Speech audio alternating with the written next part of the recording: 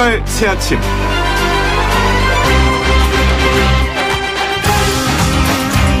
점입가경이라는 말이 있습니다. 어떤 일의 상황이 갈수록 재밌게 전개되는 것을 뜻하는 말이지만 요즘은 부정적 의미로 더 많이 쓰이죠. 조국 후보자 관련 이슈가 더욱 그런 것 같습니다. 어제는 조국 배우자 20대 때 임야 매입 투기 의혹에 조국 측 투기 아니다 라는 제목의 기사가 이목을 집중시켰습니다. 조국 후보자의 배우자가 20대 때 임야를 다른 사람들과 공동 구매했는데 그걸 왜 샀냐면서 투기 의혹이 있다는 거였습니다. 30년 전에 매입해서 현재도 가지고 있는 임야에 대한 투기 의혹, 정당한 것일까요? 후보자에 대한 검증이 점점 산으로 가는 건 아닌지 걱정스럽습니다. YTN 라디오 노영의 출발 새 아침, 지금부터 시작합니다.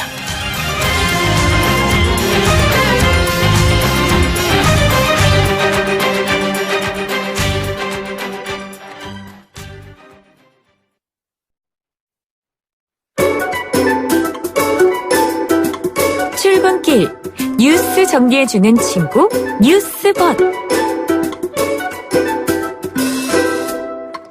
마냥 달콤한 벗은 아닙니다. 쓴소리도 할 줄 아는 벗. BOT 이종훈 시사평론가 함께합니다.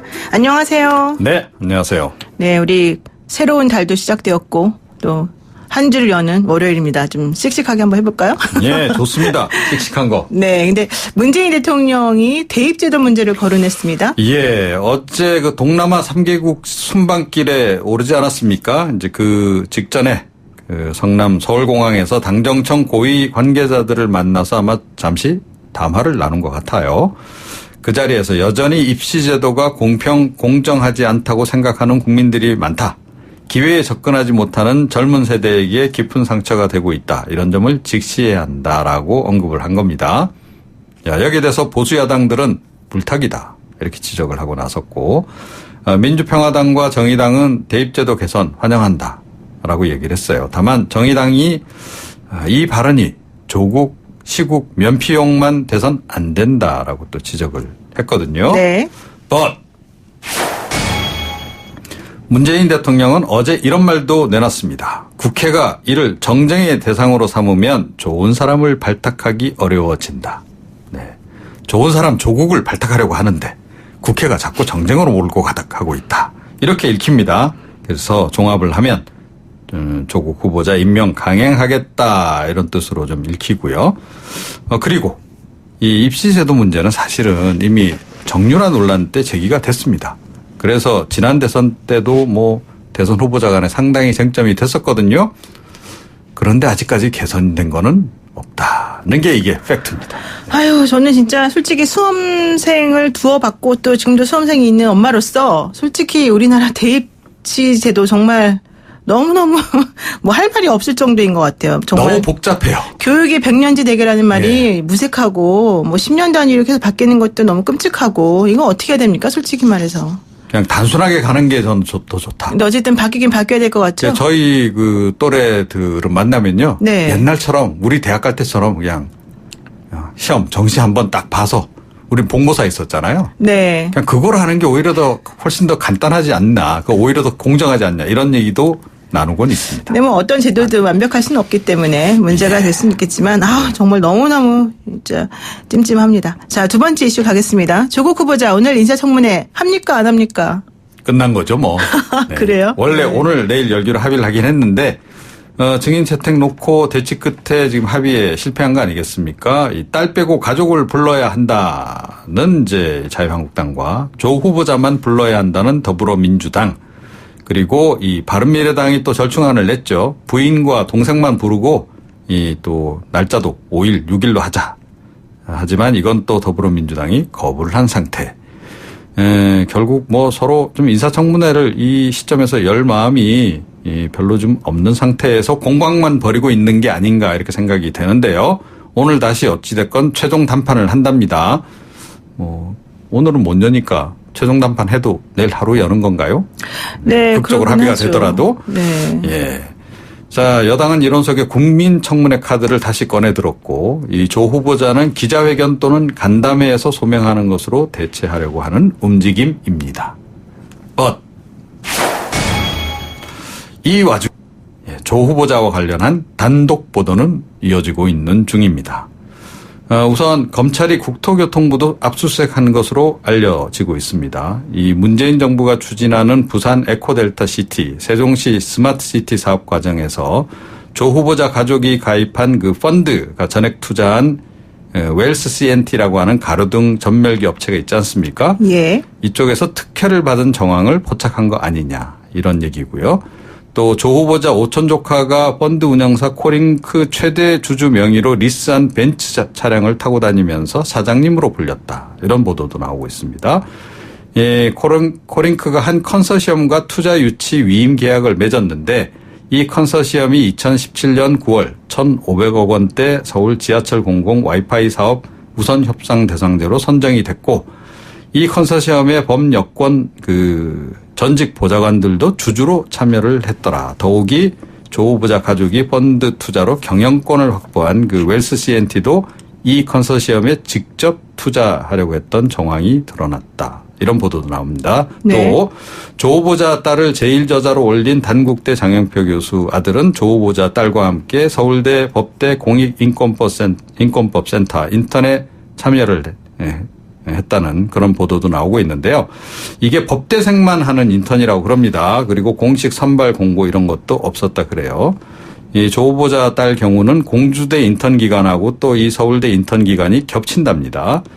노한중 부산의료원장이 조 후보자 딸에게 6학기 연속 특혜 장학금을 지급하기 직전에 조 후보자와 함께 만찬을 가진 사실도 보도를 타고 있습니다. 부산대 병원 측은 그때 이제 조 후보자 모친 그 그림 관련해서 제막식이 있었다는 거 아닙니까? 그러고 나서 곧바로 떠났다라고 얘기를 했는데 곧바로 떠나질 않고 아마 식사를 함께 하셨던 것으로 이렇게 전해지고 있습니다. 네, 정부가 숨이 가쁘네요. 굉장히 소식이 많아서. 너무 정신이 없네요, 저도. 예. 정부가 민간 택지 분양가 상한제 시행을 일시적으로 미룬다 이런 얘기도 있던데요. 네. 이 홍남기 경제부총리 겸 기획재정부 장관이 어제 한 방송에 출연을 했는데 공급 위축 등의 부작용이 있어 같이 고려해야 한다는 것이 정부 입장이다. 시행령 개정 작업 중이지만 이를 발표하는 10월 초에 바로 작동하는 것은 아니다. 그래서 속도 조절에 나선 거 아니냐 이런 관측인데요. 네. 진짜 이유는 따로 있다. 이런 얘기가 나오고 있습니다. 그러니까 벌써 부작용이 꽤 나타나고 있다는 거예요. 그러니까 민간 택지 분양가 상한제가 시행되면 건설사 신규 공급 자체가 줄 거다. 자, 그러면 당첨 커트라인이 60점대 이상으로 올라간다. 그러니까 시행 전에 빨리 잡아야 한다. 그래서 이 최근에 청약 과열 현상이 나타나고 있다고 합니다. 아, 그렇군요. 바로 이런 게 정책의 역설이죠. 네, 고맙습니다. 오늘 말씀 여기까지 듣겠습니다. 감사합니다. 네. 네, 지금까지 이정훈 시사평론가와 함께했습니다.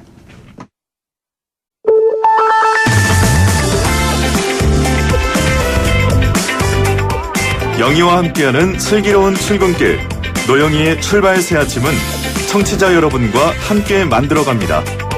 짧은 문자 50원, 긴 문자 100원에 유료 문자 샵 0945 우물정 0945로 문자 보내주시거나 유튜브 보이는 라디오 댓글창 YTN 라디오 어플리케이션 예스를 통해 여러분의 목소리를 들려주세요.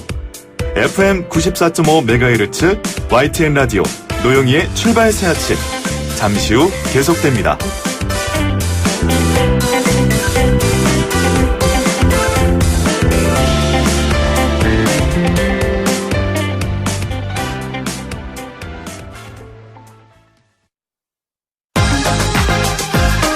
아침을 시작하는 슬기로운 방법. 오늘 내게 이로운 뉴스. 노영희의 출발 새 아침 슬기로운 인터뷰. 네, 추석이 얼마 안 남았는데요. 예년 같으면은 일본행 항공기 좌석이 동이 났을 텐데 올해 분위기는 전혀 다릅니다. 항공기 편수는 오히려 줄어들었고 일본 지자체에서는 줄어든 관광객 때문에 고심이 크다고 합니다. 우리의 일본 여행 거부 운동으로 실제 일본 관광업계는 어느 정도 타격을 입은 것인지 또 우리 여행업계에는 어떤 사정이 있는지 이야기 들어보도록 하겠습니다. 한동엽 여행 디렉터 함께합니다. 안녕하세요. 안녕하세요. 네, 여행 디렉터가 정확히 어떤 일을 하는 일인가요? 일반적으로 이제 여행사들은 이미 만들어진 상품을 고객한테 제시를 하는 거고요. 네. 여행 디렉터는 반대로 이제 그 고객 니드에 맞게끔 상품을 만들어주는 거죠. 그리고 이제 각 나라의 이 정부의 요청을 받아서 뭐 새로운 여행 루트를 찾아준다든지 그런 일을 하고 있습니다. 그러니까 네. 정형화된 코스만 딱딱 정해주던 게 이제 일반적인 여행업계의 실상이었으면 조금 그 그룹별로 네네네. 좀 특성에 맞게끔 여행도 설계해주고 이런 일을 하신다는 거예요. 네, 맞습니다. 그럼 최근 일본에 다녀오셨던 거겠죠? 그러면 이런 네. 일을 하시기 위해서. 네, 그렇죠. 좀 뒤통수가 따가우셨겠습니다. 많이 그랬습니다. 네. 근데 일본 여행이 정말 많이 줄어들었나요? 확실히 많이 줄어드는 것 같아요. 네. 왜냐하면 특히 이제 단체 여행 같은 경우는 정말 많이 줄어들었고요. 그거는 네. 이제 대형 여행사들이나 항공사들의 이제 편수라든지 운항 편수나 실제 좌석 점유율 등을 보면 실제 굉장히 많이 줄어든 것들이 보이고요. 네. 네. 그리고 이제 다만 가는 연령대들은 조금의 차이는 있는 것 같아요. 아, 연령대요? 네네네. 예. 어떤 연령대에서 저 많이 줄어들었나요, 그러면? 40대 이상의 연령대들은 뭐 개인 여행이든 네. 단체 여행이든 그 이전에 비해서 거의 반 이상 오. 훨씬 더 많이 실제로 일본 내에서는 그 나이대 분들을 오히려 보기 정말 힘들 정도죠. 그렇군요. 네. 그러니까 단체 여행도 많이 줄어들었고 특히 40대 이상에 많이 줄어들었다. 네. 뭐 자유 여행객은 그래도 있겠지만요. 네, 그렇죠. 근데 이렇게 여행객이 줄면 일본 현지도 타격이 있겠지만 우리 여행업계도 사실은 심대한 타격이 있을 것 같습니다. 어떻습니까? 네, 맞습니다. 일본 현지는 뭐 당연한 거고요. 우리 여행업계도 타격이 있죠. 뭐 캔슬이 들어온다든지 뭐 그런 부분도 있을 것이고, 뭐 저 역시도 이제 일본 쪽을 디렉팅하다 보니까 꽤 타격이 있는 편이고요. 이제 하지만 일본이 아닌 다른 지역으로 고객을 이동하거나 우리 한국 분들은 다른 나라를 가실 수 있기 때문에 그렇죠. 예. 일본만 전문으로 하는 여행사가 아니라고 한다면 실제 그 일본에 비하면 훨씬 타격은 적을 것이라고 생각이 됩니다. 그럴 수 있겠네요. 그나마 네. 조금 우리 업계로서는 다행입니다만은. 네. 근데 어쨌든 일본 관광업에 종사하시는 분들이나 일본인들 같은 경우에는 이 사태에 대해서 뭐 지금 단기적으로 불매운동 벌이는 것 뭐 이해하겠지만 장기적으로 갈까 이것 때문에 걱정을 더 많이 하실 것 같은데 네. 실제 일본인들의 반응은 어떻습니까? 실제 일본에 가서 이 관광업계에 종사하시는 분들이나 지자체 관광 어떤 청이라든지 이런 분들을 좀 만나보면 네. 사실 굉장히 우려의 목소리를 많이 하세요. 특히 이제 소도시 같은 경우는 네. 원래 이런 일본의 소도시들은 한 2년 전부터 한국 이 마켓에 의해서 많이 성장을 많이 했거든요. 그렇죠. 한국인 특성화된, 특화된 그런 마케팅이라고 해야 되나요? 그렇죠. 네, 그런 걸 많이 뭐 썼죠. 예를 들어 일본의 큐슈 같은 지역도 후쿠오카시 같은 경우는 어차피 원래 유명한 지역이었기 때문에 상관이 없었겠지만 예. 그 안에 소도시들 뭐 오이타현이라든지 사가현, 뭐 구마모토 뭐 이런 지역들은 사실 한국 이 사람들에 의해서 굉장히 많은 경제적인 혜택을 누리던 활성화가 좀 곳인데, 이루어졌었는데. 예. 지금과 같은 상황이면 이제 이쪽 같은 경우는 거의 한국 사람들이 안 간다고 봐야죠. 네. 그러다 보니까 굉장히 이제 경제적인 부분에서 타격을 많이 받고 있는 게 사실이고요. 네. 예, 그리고 이제 그들도 사실 얘기를 하다 보면 이 지금의 상황이 어떤 단순히 뭐 한국의 목리라든지 이런 게 아니라 그 자기들 이제 정부, 아베 정부의 어떤 경제 보복으로 인해서 한국이 지금 대응하는 것이다라는 부분들도 상당히 잘 알고 있고 뭐 다만 이제 정치와 민간은 좀 분리해 달라 우리는 뭐 한국인을 이해하고 있다 이런 얘기들도 많이 하고 어쨌든 많은 유치를 하려고 굉장히 노력을 하고 있는 편이죠. 그러니까 이제 아베의 보복 조치로 인해서 이런 일을 한국에서 뭐 운동까지 일어나고 있는 거에 대해서 어느 정도 이해는 하면서도 네네네. 한편으로는 좀 마음이 아프다 이런 네. 얘기를 한다는 거겠죠.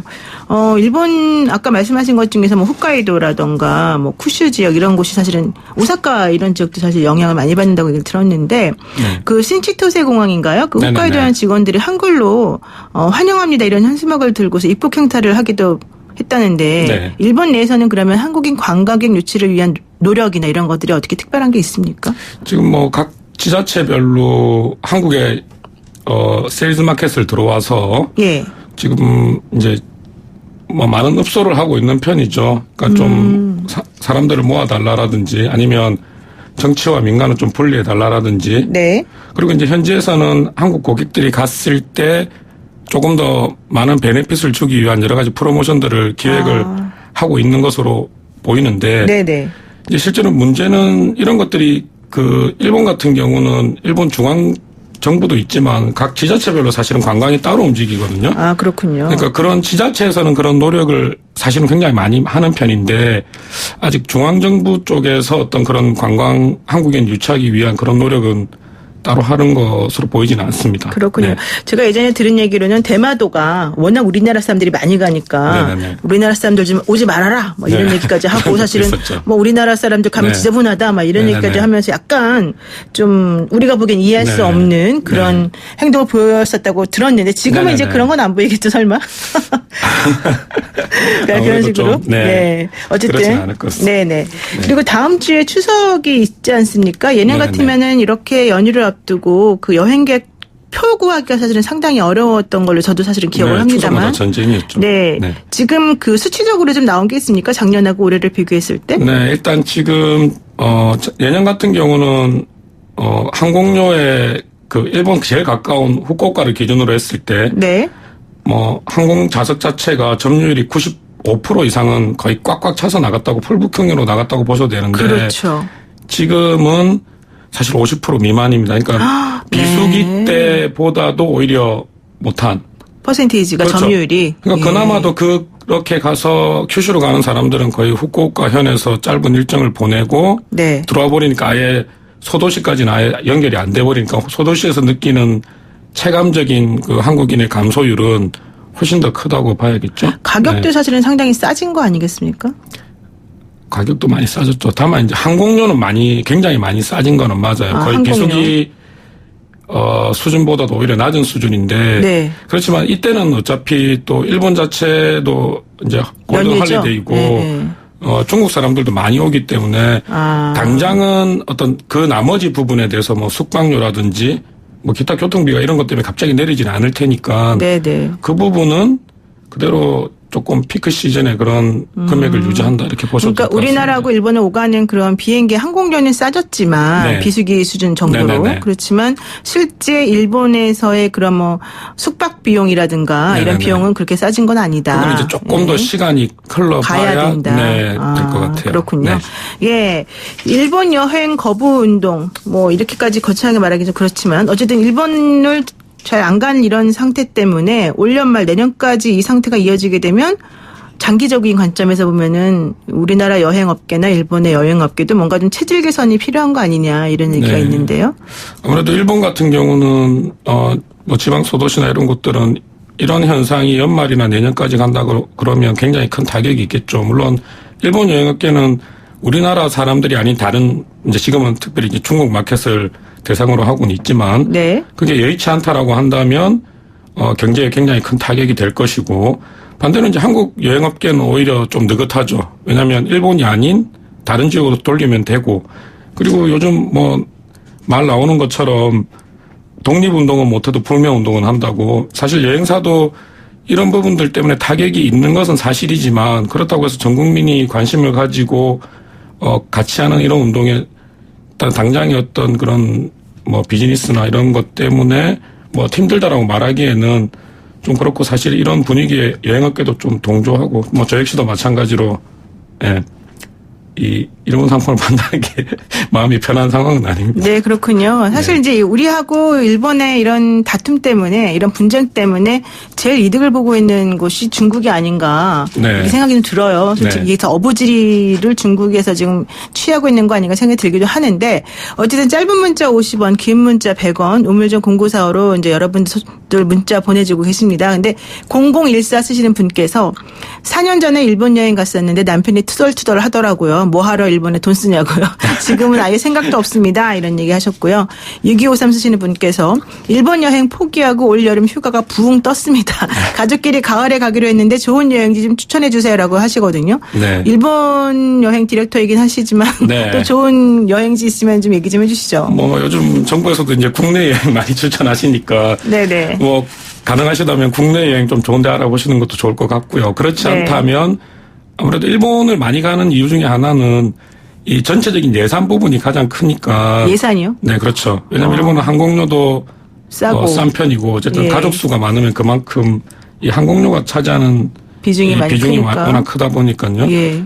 그러니까 너무 먼 쪽을 가시는 것보다는 가까운 쪽을 선택하시면 되는데 뭐 요즘 동남아 쪽도 가까운 동남아 쪽도 괜찮을 것이고 네네. 또는 홍콩 같은 경우는 지금 이제 홍콩 사태 때문에 좀 네. 문제가 되긴 하겠지만 뭐 가까운 마카오 같은 경우도 네네. 뭐 엔터테인먼트로 가족 여행하기에는 또 나쁘지 않은 지역이기 때문에. 그러니까 제가 보니까 우리나라 사실 저희 같은 경우도 이제 그 날짜 맞추기가 어려워서 멀리는 못 가고 맞아요. 가까운 데 가는데 네. 이제 비용이랑 이런 걸 다 계산해 보면은 일본이 사실은 네. 경제적인 측면에서는 좀 필요하다 이렇게 생각하는 부분이 많았는데요. 맞아요. 그런데도 불구하고 좀 안타까웠던 것이 그럼 국내에 여행을 많이 가고 싶어도 네. 국내는 너무 솔직히 비싸다 이런 생각 많이 들어요. 그런데 네. 그런 것 때문에 그동안에 일본 쪽으로 많이 갔던 이제 사람들이 네. 이번을 계기로 해서 오히려 국내에도 좀 좋은 곳이 많이 있고 네. 또 경제적으로 갈 수 있다는 인식이 들면 또 좋지 않을까 생각이 들거든요. 굉장히 국내 어떤 관광 업계에서도 굉장히 좋은 기회죠, 사실은. 그렇죠. 이번 예. 기회를 통해서 좀 일본에 작년 한 해 갔던 인원수가 거의 790만 명 정도. 그렇게 많이 갔습니까? 그러니까 인천공항 790만 명? 출국자 수를 집계를 봤을 네네. 때요. 네. 예. 그러니까 그런 수요를 한국으로 할 수 있다면 굉장히 네, 좋겠죠. 좋습니다. 네. 예, 오늘 말씀 여기까지 듣겠습니다. 고맙습니다. 네, 감사합니다. 지금까지 한동엽 여행 디렉터와 함께했습니다. 잠시 후 2부에서는 서울대 파리학번이 말하는 조국 후보자 이야기 나눠보겠습니다.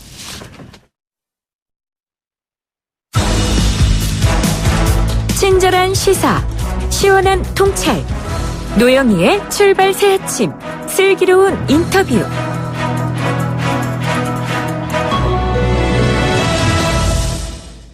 네, 조국 법무부 장관 후보자 공방으로 정치권뿐만 아니라 우리 사회 전체가 떠들썩합니다.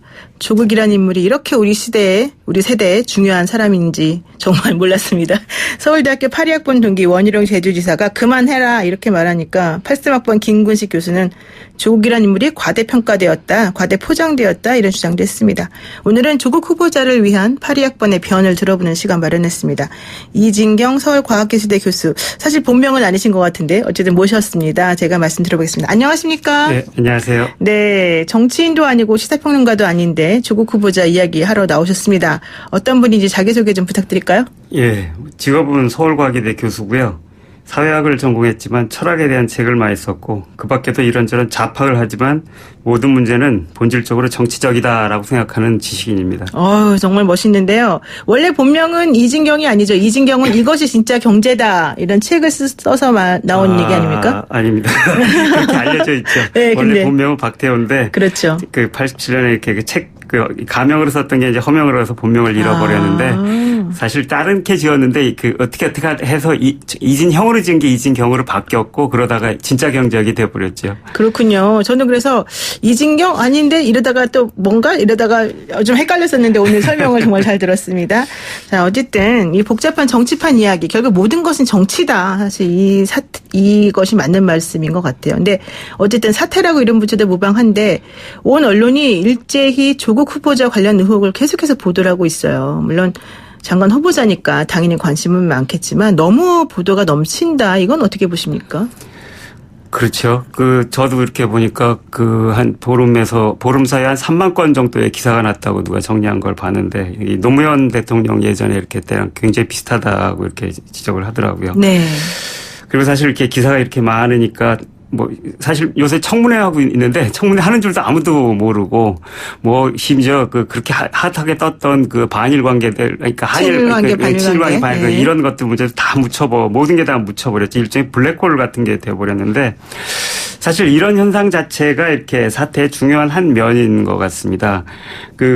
어떻게 보면은 이렇게 저는 이제 이런 게 대중이 하나의 흐름으로 형성되는 양상이라고 생각하는데, 그러니까 이 옆에서 누군가 한 걸 가지고 이렇게 비슷하게 모방을 하면서 그게 전염되고 확산되면서 거대한 집단적인 이렇게 고체라기보다는 액체적인 유동적인 흐름 같은 게 만들어진 현상이고, 네. 어떻게 보면 미디어가 이걸 주도할 뿐 아니라 미디어 자신이 이런 식으로 지금 움직이고 있는 것 같아서 매스 미디어가 매스가 돼가는, 대중이 돼가는 이런 현상을 보여주는 게 이제 중요한 한 면인 것 같고, 또 하나는 이제 이렇게 사실 많이 지적되는 거지만 의혹성 보도들 그리고 의혹을 달고 거기다가 그걸 가지고 예를 들면 이제 특혜 혹은 이렇게 위선 이런 것들의 가치 평가를 달아가지고서 의혹이 있으면 의혹을 해명해야 된다인데 의혹만으로 이제 그런 가치 평가들을 하게 만드는 이런 양상의 보도들 이런 건 사실 이렇게 이것도 이제 노무현 전 대통령 때 따른 굉장히 이렇게 비슷하게 반복되고 있는데 굉장히 난감한 사태인 것 같습니다. 사실 당사자 입장에서 보면은 정말 이렇게 요새 뭐 이렇게 그렇지 않아도 이 인터넷에서 신상털기로 인해서 사람들이 뭐 굉장히 곤혹스러워하는 일들이 많은데 이건 뭐 전국적인 수준에서 전 언론이 이렇게 그런 신상털기를 하고 있는 느낌이 저는 사실 보는 입장에서는 그런 생각이 들어서 네. 굉장히 이렇게 힘들겠다라는 이런 생각이 들고 사실 이런 점에서 봤을 때 이렇게 많은 기사들이 지금 지적되고 있듯이 보도라기보다는 이제 비판 내지는 비판이라기보다는 차라리 비난에 가까운 것이고 이런 이 비난성 기사들 밑에서는 이제 누군가 아주 싫다. 이 사람 이렇게 없어졌으면 좋겠다라고는 의지를 이렇게 보게 되는데 사실 이렇게 이런 의지라고 하는 것은 누가 맘먹고 한 거라기보다는 옆에서 하는 일을 모방하고 그게 전염되고 확산하는 이런 양상이라고 하는 점에서 자신이 자각하지 못한 채 진행되고 있는 그 사회적 현상이지요. 네.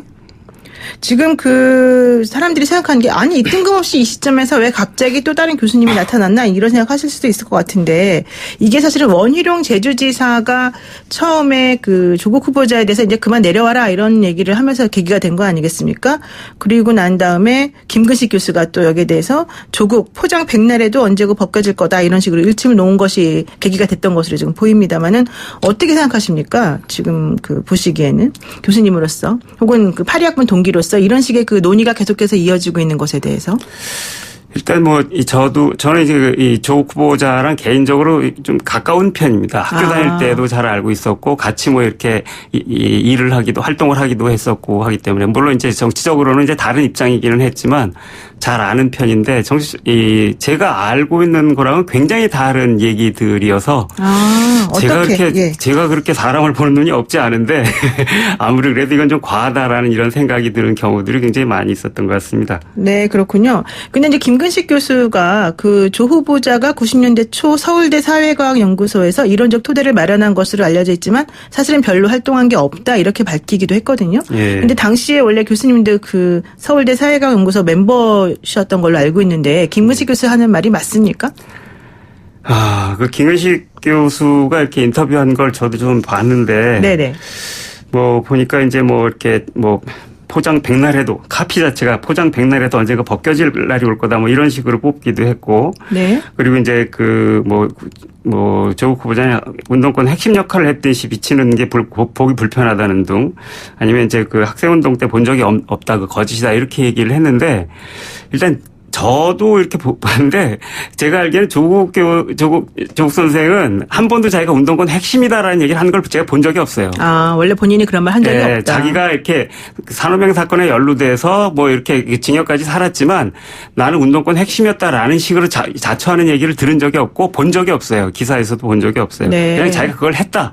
다만 그거에 대해서 최근에 이제 부끄러워하지도 않고 자랑 삼지도 않겠다. 이렇게 얘기를 사실 이건 자기 양심껏 산 사람이 그때 젊은 시절 했던 것에 대한 평가와는 별도로 갖고 있는 자긍심 같은 걸 보여주는 거고 그건 사실 저도 갖고 있는 거고 다른 분들도 갖고 있는 걸 겁니다. 네. 원희룡 지사 같은 경우는 입장이 달라지면 마찬가지로 갖고 있을 텐데 그런 것들을 봤을 뿐인 거고 그렇게 자처한 바가 없고 다만 이제 또 거기다 대고 그걸 가지고서 이렇게 예전에 본 적이 없어서 이제 그런 운동권 제대로 있지도 하지 않았다 이렇게 얘기를 했는데 저도 사실 이렇게 여기 김근식 교수 정치학과 83이던데 저 정치학 바로 옆에 사무실이 있는 사회학과 82학번인데 운동하면서 본 일이 없습니다. 네. 그리고 김근식 교수가 인용하는 김영환 강철 서신으로 유명한 김영환 씨인데 김영환 씨도 저는 학교 다니면서 한 번도 본 적이 없습니다. 같은 82학번인데. 네. 그거는 활동하는 영역이 다르고 조직이 다르면 볼 일이 많지 않은 겁니다.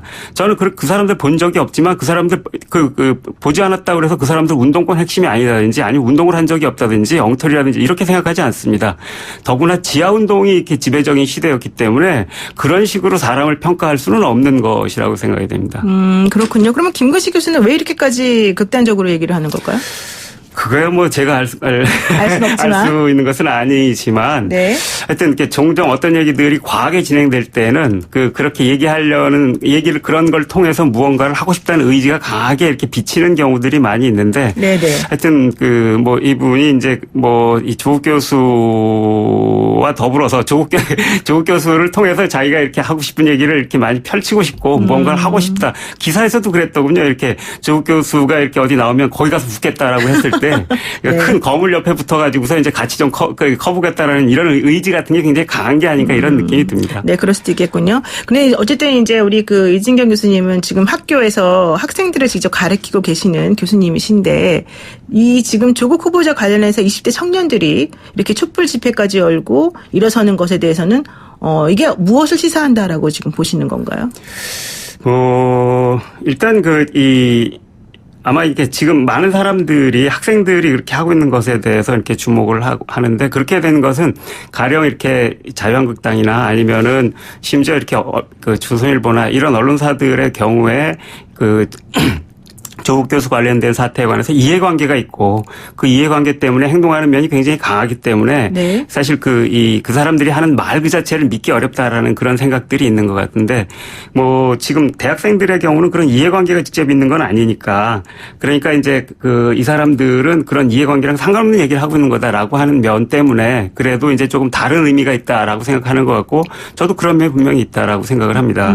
그렇군요. 그러니까 2019년에 20대라고 하는 거는 실제 공정이라고 하는 키워드가 사실은 핵심 키워드를 자리 잡고 있다라고 볼 수도 있는데 그래서 문재인 정부가 처음에 그런 키워드를 내세웠을 때 상당히 공감을 하고 지지를 했다가 이번에는 오히려 그런 공정이라고 하는 것을 좀 깨진 측면이 있기 때문에 배신감을 느껴서 이런 거다 이런 얘기들이 많이 나오거든요. 예. 그렇게 그런 시각에 대해서는 어떻게 보세요?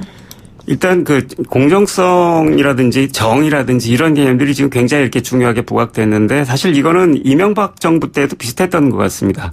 마이클 샌들의 정의란 무엇인가 쉽지 않은 책인데 100만 부가 넘게 팔리고 한 것은 다 공정성과 정의 때문인데 네. 이명박 정부 때 공정성이라고 하는 것은 가령 이제 용산 사태 때 이명박 정부가 2년 이상을 그냥 길거리에 방치를 하고서 이렇게 법적으로는 엄하게 처벌을 하고 뭐 이런 것들에 대해서 사람들이 느꼈던 분노 그런 점에서 공정성은 사회적 공정성, 사회가 공정하지 못하고 국가가 공정하지 못하다라고 하는 것을 겨냥했던 것 같습니다. 네. 근데 지금 공정성에 관한 얘기는 대학생들이 나는 이렇게 고생해서 들어갔는데 쟤 쉽게 들어갔대라고 하는 의미에서 공정하지 못하다. 즉 경쟁에서의 불공정성을 주로 염두에 두고 있는 것 같고 그런 점에서 사실 이거는 사회적이기보다는 개인적인 공정성의 차원의 얘기를 하고 있는 것인 것 같습니다. 개인적, 주관적 공정 이렇게 좀 분류해 맞겠네요. 개인적이고 뭐 이렇게 경쟁적인 공정 혹은 시장적인 경쟁, 시장에서의 공정성 네. 이런 관념이 굉장히 강하게 지배적인 것인 것 같고 그런 점에서 보면은 이명박 때랑 다를 뿐만 아니라 공정성에 대한 사람들의 감각이 아주 다를 수 있다는 걸 보여주는 현상인 것 같습니다. 그럼 교수님 좀 불편하실 수 있는 질문인데 하나만 제가 여쭙겠습니다. 교수들끼리 자녀 입시 관련해서 품앗이 해주는 실상 이런 게 있다라고 이제 의혹을 제기하는 분들이 사실 많이 있었습니다. 그러니까 예전에 예컨대 학교로 수시로 들어가는 경우에 보통 이제 학종에다가 쓰기 위해서라도 우린 이런 식의 활동을 했습니다라고 하는데 특히 교수님의 자제분들끼리는 서로 도와주는 문화가 있다 이런 얘기였는데요. 실제 그런 걸 보신 적이 있으신지 아니면 그런 종류의 문화라는 게 존재한다. 품앗이라고 하는 게 있다. 이런 의견에 대해서는 어떻게 생각하십니까? 저는 이렇게 제가 있는 대학에서 제가 있는 과는 이제 학생들이 없습니다. 그냥 교양학부라서 그냥 강의만 하기 때문에 학생을 선발하는 일을 저는 이렇게 해본 적이 없습니다. 네. 그리고 이제 주변에도 이제 별로 그런 분들이 없어서 사실 그런 게 있다라는 것을 이번에 이제 알게 됐습니다. 네. 네, 그런 품앗이를 한다라고 하는 것도 사실 이렇게 그런 종류의 품앗이 논문에 제일 저자를 누구 등록시 혹은 이제 저자 이름 올려주고 하는 그런 품앗이는 사실 학계에서는 특히 이제 이렇게 여러 사람들이 같이 연명해서 글을 쓰는 이과 계통에서는 굉장히 많다고는 알고 있었는데 학생들을 그렇게 한다는 거는 이제 부모가 누구한테 올려주는 이런 범죄적인 행위들이나 봤지 그거 아닌 차원에서 이번에 처음 봤습니다. 근데 더 진짜 놀랬던 거는 그게 이 조 후보자 딸만 그런 게 아니고 이번에 이제 그거 가지고 비판했던 서울대 총학생회장도 같은 날, 같은 잡지에 2개의 논문을 제1저자와 무슨 공동저자로 실었더라고요. 그래서. 그래요? 네, 그걸 보고서 그러니까 놀랬는데, 그분 얘기가, 이거는 원래 지도하는 교사랑 같이 쓰는 원래 그렇게 만들어진 잡지라는 겁니다. 전 그걸 보고 더 놀랐습니다.